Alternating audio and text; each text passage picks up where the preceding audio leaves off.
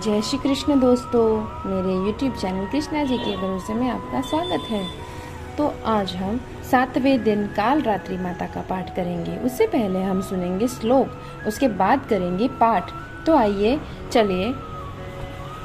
एक वेणी जपा कर्णपूरा नग्ना खरा स्थिता लंबोष्ठी कर्णिका कर्णी तैलाभ्यक्त शरीरिणी वाम पादोल सल्लोहलता कंटनभूषणा वर्धन मूर्धध्वजा कृष्णा कालरात्रि भयंकरी। इसका अर्थ है, माँ दुर्गा के 7वें स्वरूप को काल रात्रि के नाम से जाना जाता है। माँ काल रात्रि का स्वरूप देखने में अत्यंत भयानक है, लेकिन ये सदैव शुभ फल ही देने वाली मानी जाती है। इसी कारण इनका नाम शुभ भयंकरी भी है।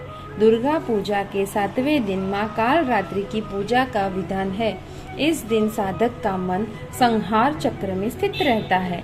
उसके लिए ब्रह्मांड की समस्त सिद्धियों का द्वार खुलने लगते हैं। इस चक्र में स्थित साधक का मन पूर्णतः माँ काल रात्रि के स्वरूप में अवस्थित रहता है। माँ काल रात्रि दुष्टों का विनाश और ग्रह बाधाओं को दूर करने वाली है, जिससे साधक भय मुक्त हो जाता है। अब हम सुनेंगे 7वां अध्याय, चंड और मुंड का वध। जब धूम्रलोचन ने चंड मुंड को भेजा उस देवी को ले जाने के लिए, तो ऋषि बोले, आज्ञा अनुसार चंड मुंड आदि दैत्य आयुधों से सुसज्जित होकर चतुरंगिनी सेना के साथ चल पड़े। वहां पहुंचकर उन्होंने देखा कि हिमालय की ऊंची स्वर्ण की चोटी पर सिंह पर देवी बैठी है और मंद मंद हंस रही है। इस प्रकार उसे देखकर पकड़ने की चेष्टा करने लगे। किसी ने धनुष चढ़ा लिया, किसी ने तलवार संभाल ली एवं कितने ही देवी जी के पास पहुंच गए। तब अंबिका जी उन शत्रुओं के प्रति क्रोध में आ गई।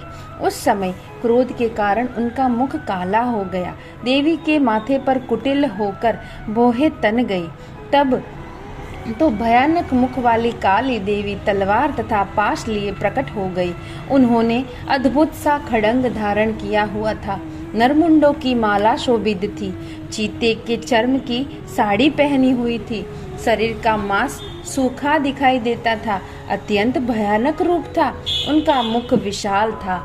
ललपाती हुई जिह्वा और भी भयानक थी। घसी हुई लाल लाल आंखें। उनकी गर्जना से सभी दिशाएं गूंज रही थी। तब तो वह बड़े वेग से दैत्यों की सेना पर टूट पड़ी। बड़े बड़े असुरों को मारती हुई उनका भक्षण करने लगी। उन पार्श्व रक्षकों को, अंकुशधारियों को, महावत तथा योद्धाओं को, घंटों के साथ कितने ही हाथियों को एक ही हाथ से पकड़कर मुंह में डाल रही थी।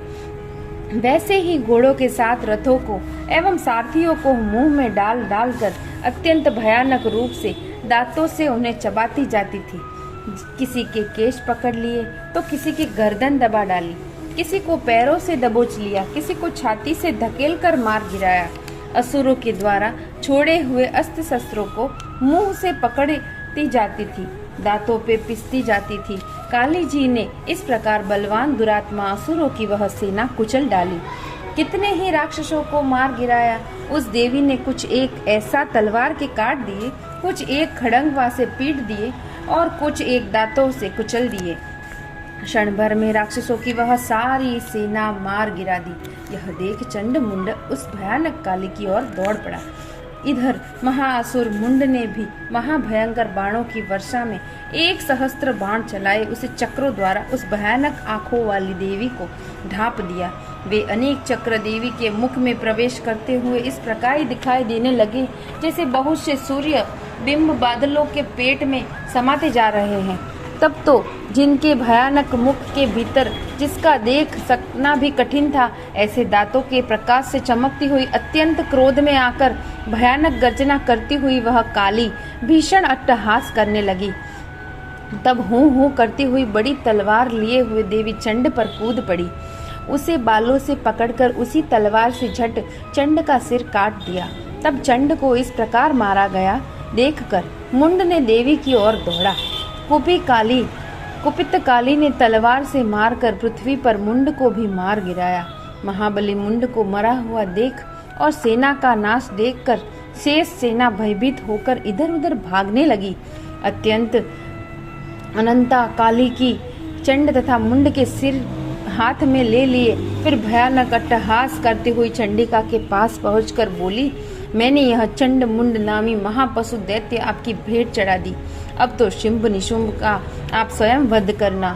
नामी महापशु दैत्य ऋषि बोले, अपने महासम्मुख आए गए चंड मुंड महाअसुरों को देख कल्याणी चंडिका काली से ललित वचन बोली, हे देवी कालिके, क्योंकि तुम चंड मुंड को लेकर मेरे पास आई हो, इस कारण लोक में चामुंडा नाम से तुम्हें विख्यात हो जाओगी।